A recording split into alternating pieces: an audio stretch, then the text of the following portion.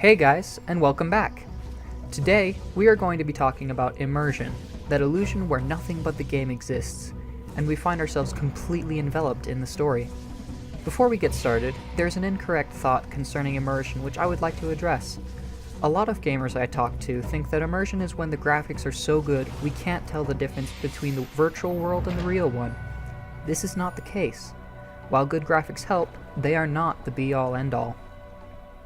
An example of this for me was when I read The Lord of the Rings.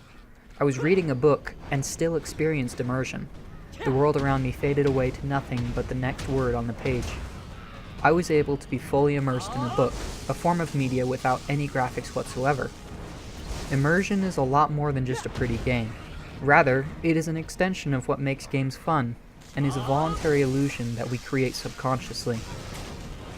A name this illusion goes by is the magic circle, the pretended reality which we choose to experience. The magic circle is a place that we enter when we choose to abide within the rules of the game. We accept the game world as a temporary world for us to reside in, and assign value to arbitrary tasks. An example of this, in sports, is the game soccer.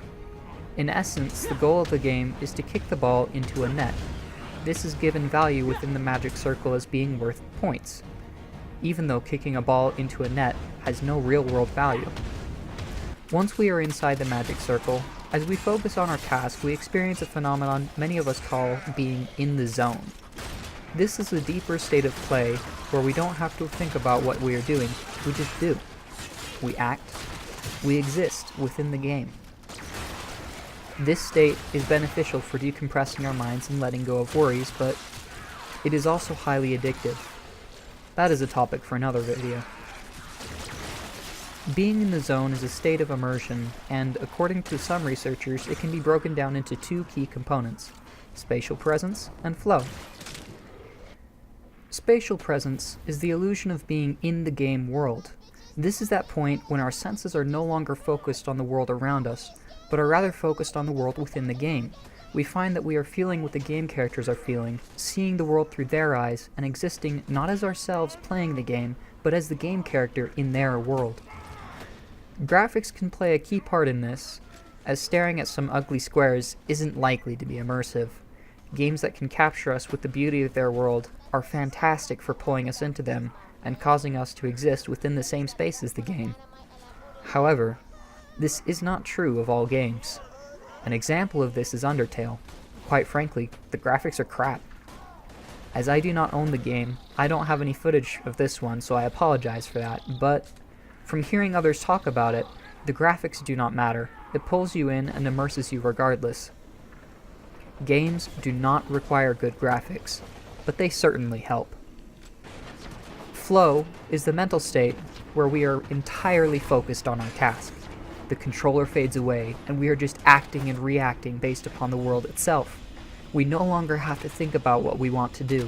We just simply do it, like we were doing it in the real world.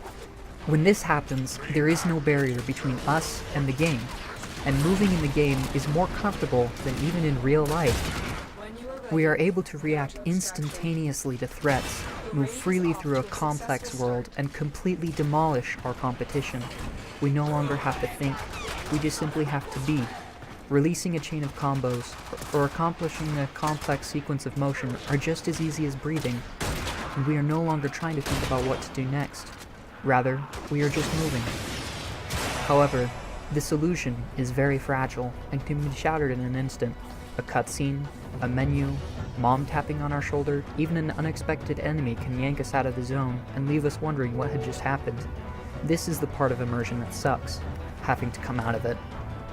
I could discuss immersion for hours, relating times it has happened and amazing moments in the game, but we are out of time for today. If you have ever been immersed in the game before, leave the experience in the comments below.